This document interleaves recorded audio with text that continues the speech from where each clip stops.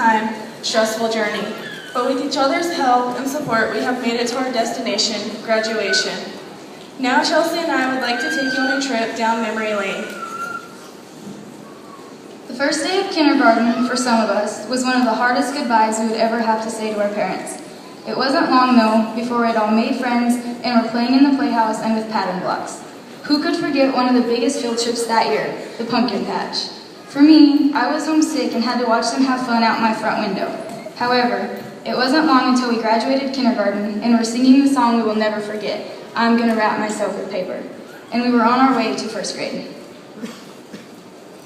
First through third grade, we expanded our knowledge and finally learning how to multiply and divide.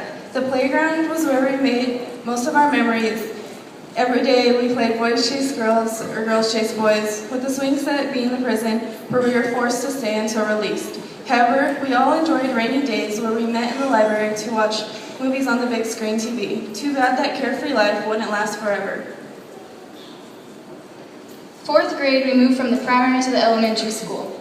This was the year we gained our first new graduating classmates, Vanessa and DJ.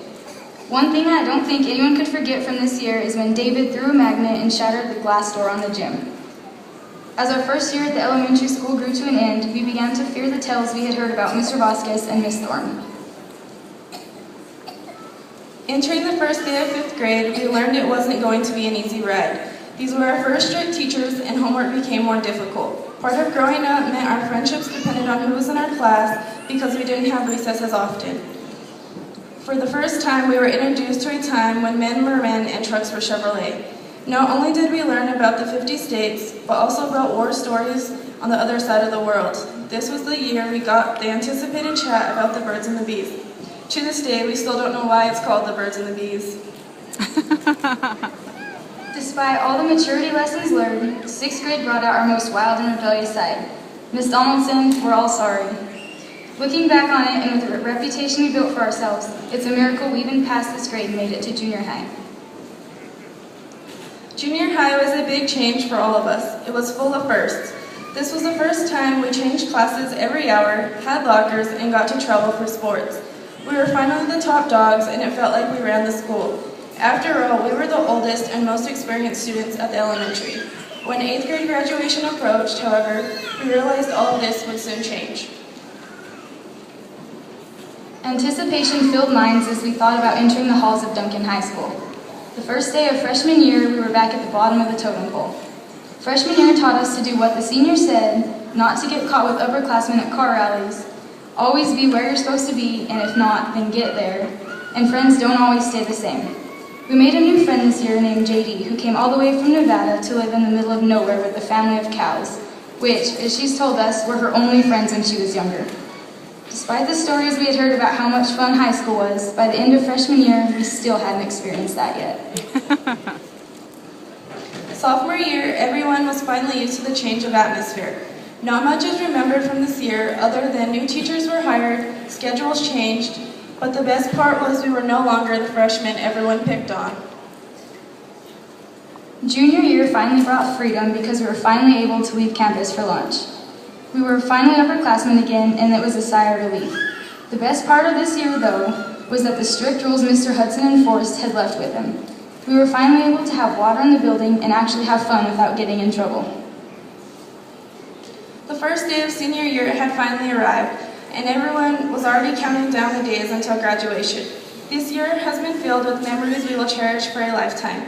We realized this was the last time we would watch our classmates play under the Friday night lights or would even play a sport ourselves.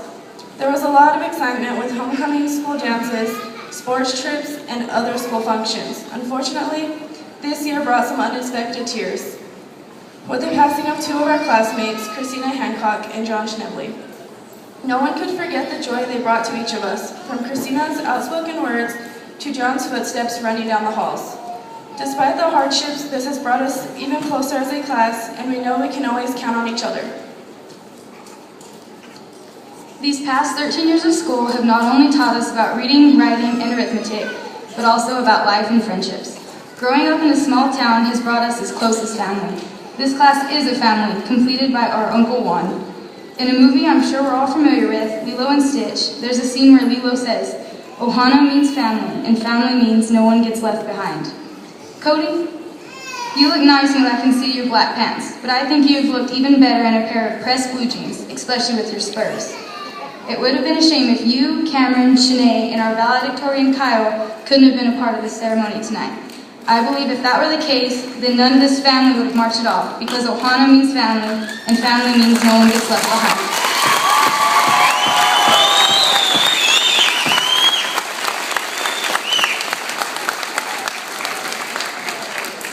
To the senior class of 2013, see you later, alligator. After a while, crocodile. See you soon, raccoon. Take care, polar bear. Our school day is now in, so goodbye, my dear friends.